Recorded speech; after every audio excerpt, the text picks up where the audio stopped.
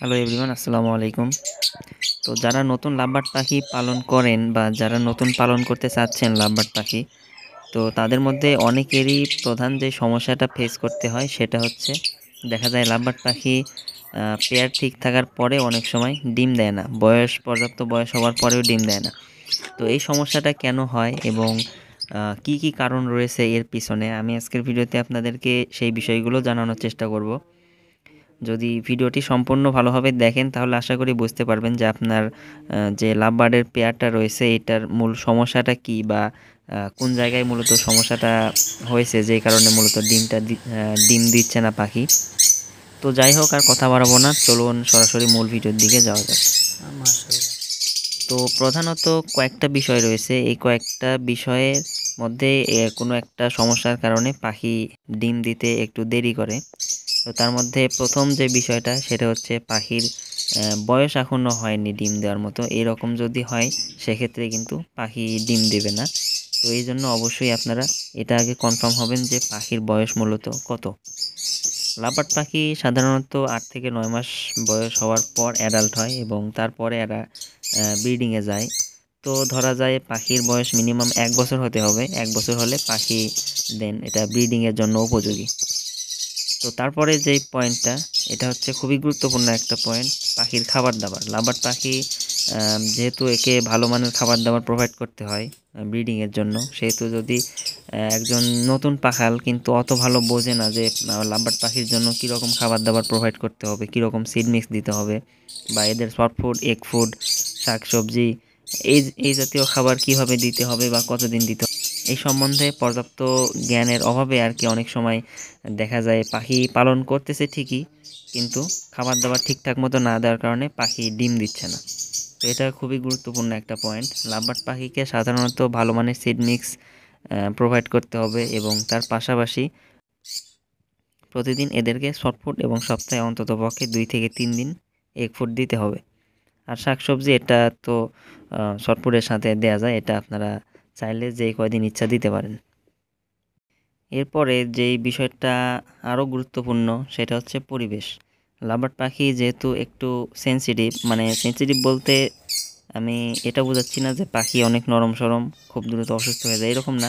Lovebird পাখি যথেষ্ট শক্ত একটা পাখি, সহজে রোগবালাই হয় না, কিন্তু এরা একটু ব্রিডিংয়ের জন্য যেই রকম পরিবেশটা পছন্দ করে, যদি সেই রকম না হয় সেক্ষেত্রে কিন্তু ব্রিডিং করে না বা অনেক সময় ডিম বাচ্চা করতে দেরি করে।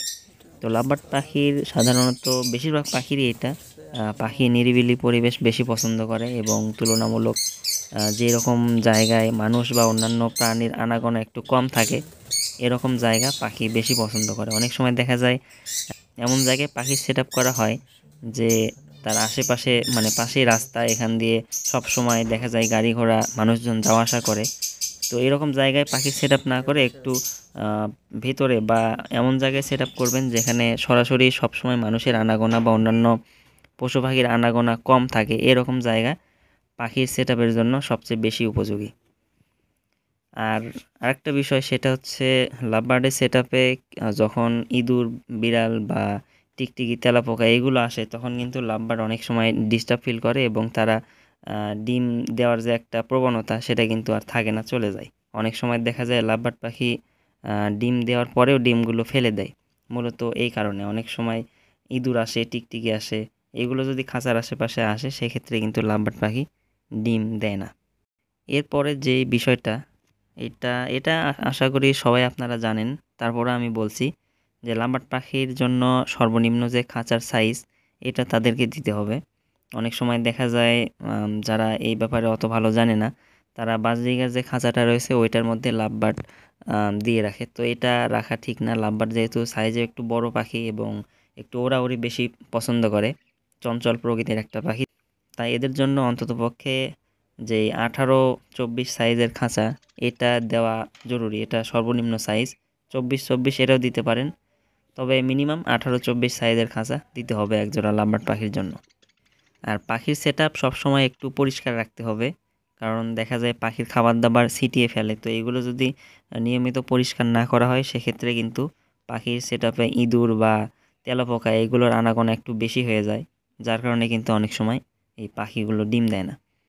আর পাখির মেল ফিমেল তো অবশ্যই কনফার্ম পেয়ার রাখতেই হবে, তাছাড়া তো আর ডিম দেওয়া সম্ভব না। অনেক সময় দুইটাই ফিমেল হয়ে যায়, এটাই বেশিরভাগ সময় হয়, কারণ লাভবার্ডের ফিমেলের পরিমাণটা একটু বেশি হয় তুলনামূলক, মেল মেল খুব সহজে পাওয়া যায় না।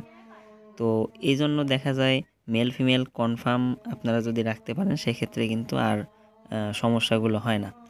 তো আশা করি আপনারা এখন বুঝতে পারছেন যে আপনার পাখির সেটআপে কীরকম সমস্যা আছে। আমি সবগুলো মোটামুটি বোঝানোর চেষ্টা করছি। পাখির বয়স, খাবার দাবার, পরিবেশ এবং খাঁচার সাইজ কীরকম লাভবার্ডের জন্য উপযোগী এইগুলো আমি জানানোর চেষ্টা করেছি। আপনারা মিলিয়ে দেখবেন, যদি এরকম হয় তাহলে পাখিকে কৃমি কোর্স করিয়ে দেন আপনারা ব্রিডিং কোর্স করাবেন। আশা করি খুব দ্রুতই পাখি ডিমে চলে যাবে। তো আজকের ভিডিওর বিষয় এটাই ছিল। আশা করি ভিডিওটি ভালো লেগেছে। দেখা হচ্ছে নতুন কোনো দিন নতুন কোনো ভিডিওতে। ধন্যবাদ।